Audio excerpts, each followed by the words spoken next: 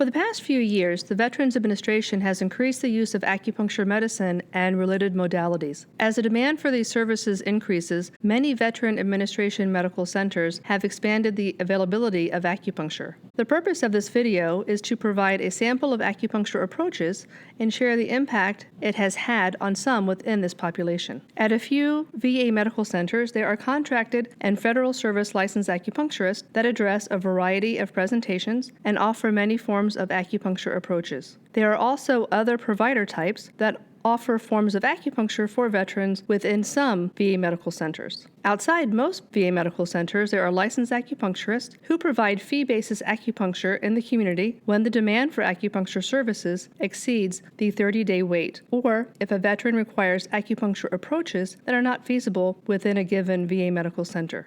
Ear acupuncture is a microsystem that can affect descending pain pathways of the central nervous system and neuromodulate activity in the brain.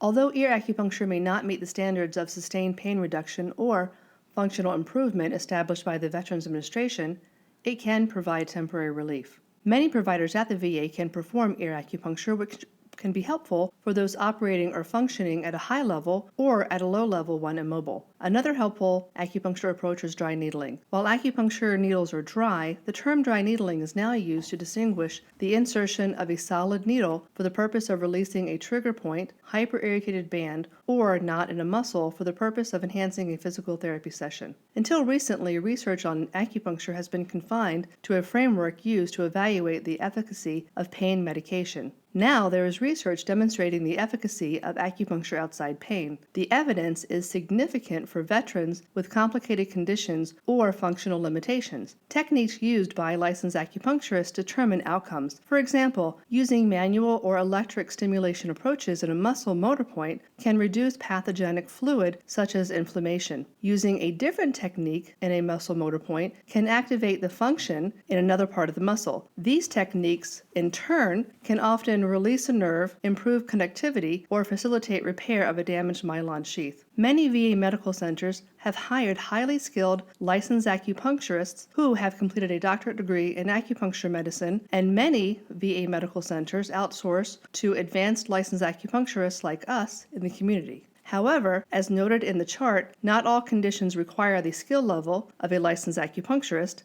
and as the demand for acupuncture amongst veterans increases, it is good to know that many medical providers are learning acupuncture approaches instead of pain medication.